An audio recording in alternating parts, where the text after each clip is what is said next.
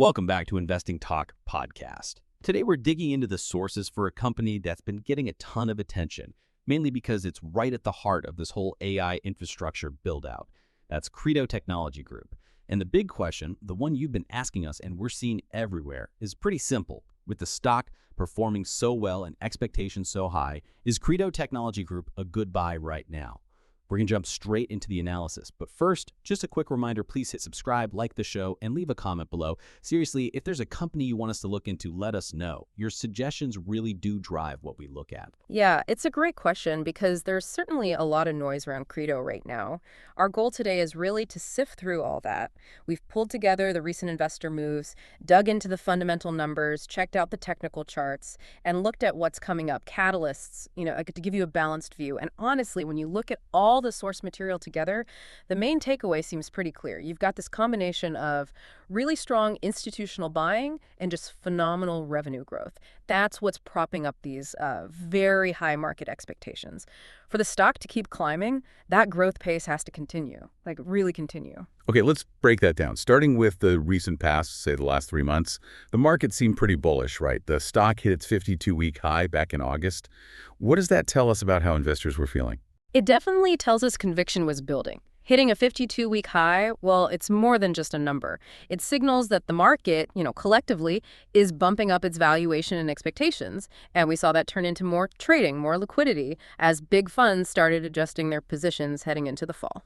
Right. And after that run-up, we got the Q2 2026 earnings report on September 3rd. That one was a bit mixed, wasn't it? The sources say the earnings per share actually missed estimates slightly. That's right. EPS came in at $1.34, just a couple of cents below the $1.36 antolest we're looking for. But interestingly, the market kind of shrugged that off. It zeroed in almost entirely on the revenue. And that revenue number was? That was the headline grabber. Revenue surged an incredible 273.6% compared to the year before. Hit $223.07 million.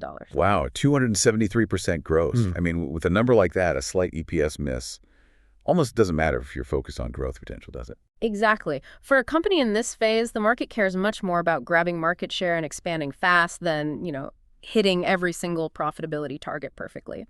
The source material called it robust business momentum, and it looks like the big institutional players agreed. So how did the big money react after that report, say in October? Did that huge revenue growth keep them interested? It seems like it did. The flow of money from institutions stayed net positive. That suggests the conviction is still there. For instance, we saw Princeton Global Asset Management jump in with a new position, about $2.54 million. Okay. And yeah, there was some normal rebalancing. Mutual of America trimmed its stake a bit, which happens, but then U.S. Bancorp actually increased its holding.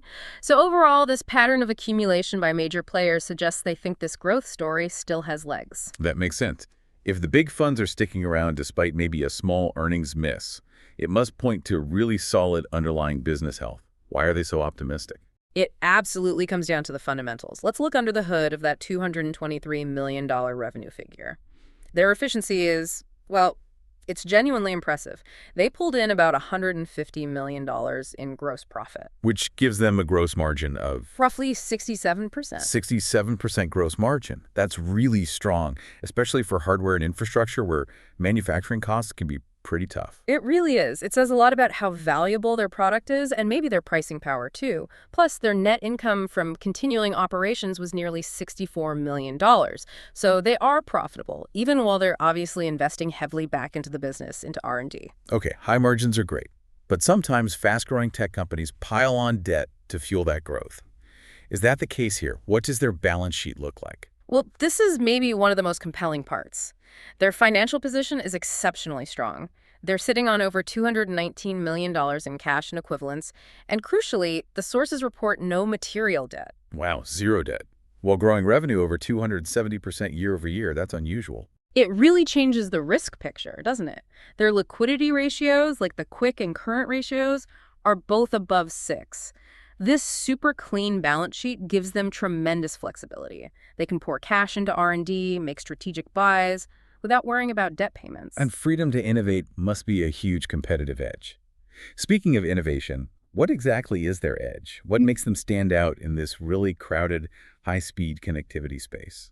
Their whole game plan seems to be providing the critical plumbing for this AI revolution. They're focused on solving the data traffic jams inside AI data centers, basically making everything connect faster and more efficiently. The sources point to a few key things. First, there's zero-flap optical transceivers. These are the high-speed connectors, 400G, 800G, even 1.6 terabits per second.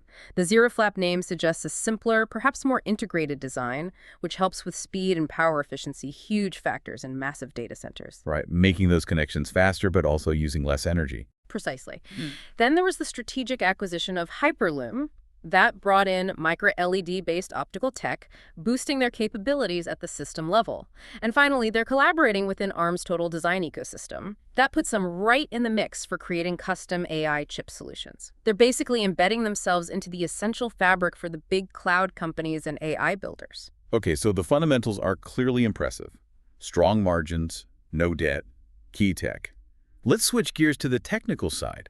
How is all this showing up in the stock chart? What are the momentum indicators saying?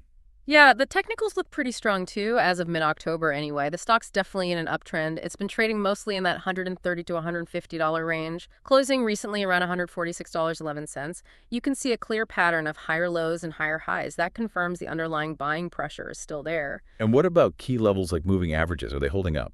They're acting as solid support. The stock is comfortably above its 50-day moving average, which is around $138.75, and it's way above the longer-term 200-day moving average, down near $85.48. That big gap really underscores the long-term strength. If you look at momentum oscillators, the RSI Relative Strength Index, it's sitting around 43.7910. That's kind of neutral to bullish, meaning it's not in overbought territory yet. There could be room to run. And the MACD, another trend indicator, it's also showing a bullish signal on the daily charts. So yeah, the technical picture generally lines up with the positive fundamentals. With fundamentals and technicals looking pretty aligned then, what's the verdict from the professional analysts, the folks who model this stuff for a living? The consensus among them is overwhelmingly positive. It's rated a strong buy based on input from 12 analysts. And you can see why when you look at the performance. The stock's up about 284% year over year, just crushing the sector average. We've also seen price target increases, like Roth Capital raising theirs to $170. Okay, $170 target, trading near $146. The market is definitely pricing in a lot of good news already. That leads us to the future. What should we be watching for over the next, say, 3 months? Any known events or potential catalysts? Yeah, there are a few key dates coming up. First, on November 11th, 2025, there's the quarterly rebalancing for ETFs. That's an index event. You might see some forced buying or selling from funds that track tech indexes, which can cause short-term swings, but sometimes supports high-growth names like this. Then, December 12th, 2025, that's when the institutional 13F filings are due. That gives us a really important look at what the big money managers were doing, buying or selling in the previous quarter. And I assume the next earnings report is the biggest one. Absolutely. That's expected around January 7th, 2026 for their Q3 results.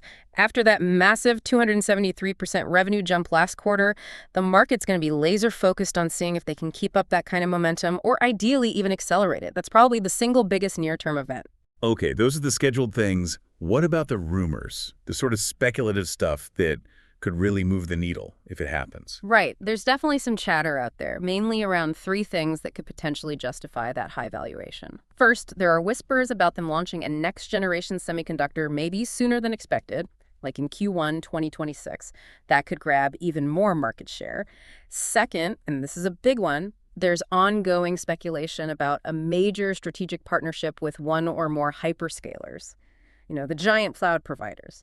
If they announce a significant deal there, that would be huge validation. Makes sense. And the third? The third is potential inclusion in a major tech ETF or index.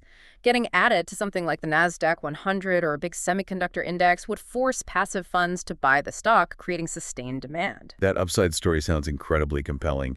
But we have to talk about the risks, especially with that analyst consensus being so strong. And, well, that PE ratio you mentioned earlier, a PE of 190.45. Doesn't that just scream price to perfection? You absolutely nailed it. That's the number one risk, without a doubt. The premium valuation risk.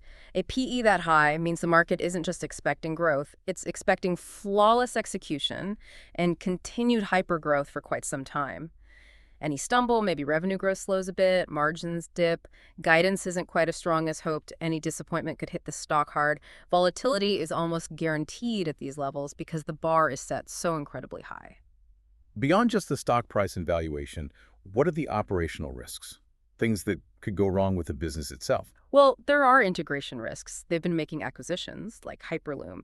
Integrating acquired companies always has challenges making the tech work together, keeping key people, hitting cost-saving targets. It doesn't always go smoothly. And finally, there's definitely sector risk. Credo is highly exposed to the spending cycles in AI and data centers. If there's a broader economic slowdown, or if the big cloud companies suddenly tighten their belts on capital spending, Credo would feel it pretty quickly because its growth is so tied to that spending. Okay, so pulling it all together, you've got the incredible growth, zero debt, strong analyst backing, but also this sky-high valuation and execution risk. Based on the sources, what's the overall take? How bullish should we be? Looking purely at the data and analysis from the sources we reviewed, the overall thesis leans strongly bullish. Let's call it a 9 out of 10 bullish rationale. The positive momentum, the clean balance sheet, the tech leadership, and the upcoming potential catalysts seem to outweigh the risks for now, but only if the investor fully understands and accepts the volatility that comes with that valuation. A 9 out of 10. Okay. So how should listeners think about this in terms of their own investment timeline? Is this more of a short-term play or a long-term hold? It probably depends on your style. For someone with a shorter-term tactical approach, the stock looks interesting around those specific catalysts as the earnings in January, any potential partnership news. You're playing the momentum and the news flow.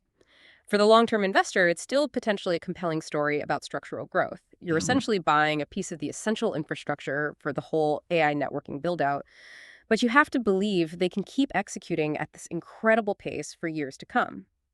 And maybe here's a final thought for you to chew on. We know Credo has delivered amazing results so far, but that current stock price, around $146, seems to already factor in success from some of those speculative catalysts, like the big hyperscaler deals we talked about. So the real question is, how much future good news is already baked into the price? When that Q3 report comes out in January, you need to look for concrete proof like specific new customer wins accelerating or clear evidence of margin expansion, something tangible, to really justify holding on at this valuation. That's the key challenge here.